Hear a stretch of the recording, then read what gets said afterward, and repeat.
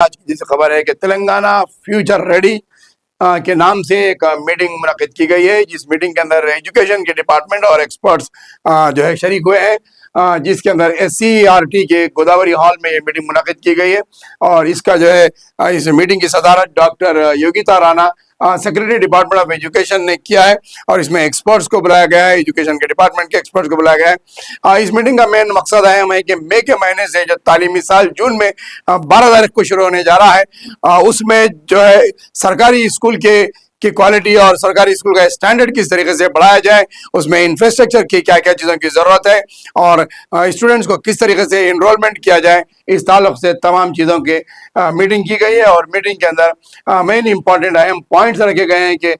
Moving to बड़ी बाटा जो है एनरोलमेंट ड्राइव के लिए और स्टार्टिंग प्री प्राइमरी क्लासेस है, लिंकिंग आंगनवाड़ी स्कूल्स की तरक्की के लिए बात की गई है। और strengthen the teacher training and school inspections करना है, इसके अंदर ये प्रोग्राम को तरतीब दिया गया है। और इसमें प्रपोजल्स रखे गए हैं, यानी कि तजावीज़ रखे गए हैं इस मीटिंग के अंदर कि किस तरीके से सरकारी मदारिस का स्टैंडर्ड और उसका इंफ्रास्ट्रक्चर्स और इसका एटमॉस्फेयर बढ़ाया जाए, जिसके अंदर जो है इंट्रोडक्शन स्पोकन इंग्लिश क्लासेस रखा जाए, क्योंकि अक्सर हम सरकारी मदारिस के अंदर देखते हैं कि लैंग्वेजेस के ताल्लुक से जो है जहाँ तेलुगु मीडियम से तो तेलुगु को प्रमोट किया जाता है, उर्दू मीडियम स्कूल में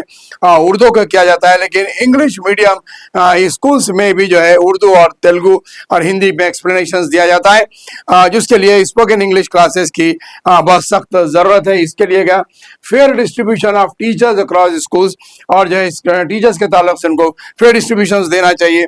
स्कूल में। Improving infrastructures and classroom engagement के ताल्लुक से अक्सर सरकारी मदारिस के ताल्लुक से ये गुमान है कि बच्चों को नीचे बिठाकर पढ़ाया जाता है या शतरंजी पर यानी कि फर्श पर बिठाकर पढ़ाया जाता है, तो वहाँ पर इंफ्रास्ट्रक्चर की बेंचेस और हाई क्वालिटी के बेंचेस की ज़रूरत है, चाहे कि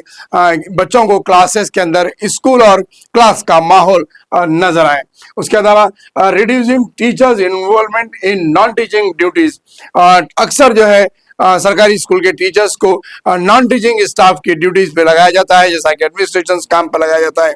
या फिर स्कूल के कोई एक्स्ट्रा सर्कुलर एक्टिविटीज में उन्हें इन्वॉल्व कर दिया जाता है। और उनके जो पीरियड्स होते हैं वो पीरियड्स को जो है फ्री पीरियड के तौर पर बच्चों को खाली बिठा दिया जाता है, या फिर ऐसे सब्जेक्ट्स इंपॉर्टेंट सब्जेक्ट्स के टीचर्स को बाहर गवर्नमेंट के प्रोजेक्ट्स पे स्कीम्स पर सर्वे में उन्हें जो है भेज दिया जाता है, जिसकी वजह से तालीम का काफ़ी हद तक असर पड़ता है तालीम पर और सिलेबस मुकम्मल नहीं होता है, जिसकी वजह से सरकारी स्कूल का स्टैंडर्ड और रिजल्ट्स काफी हद तक कम आता है। Appointment temporary replacement for teachers on leave, यानी कि जब भी कोई टीचर्स लीव पे जाते हैं, ज्यादातर लेडीज टीचर्स होते हैं जो काफी लॉन्ग लीव लेते हैं,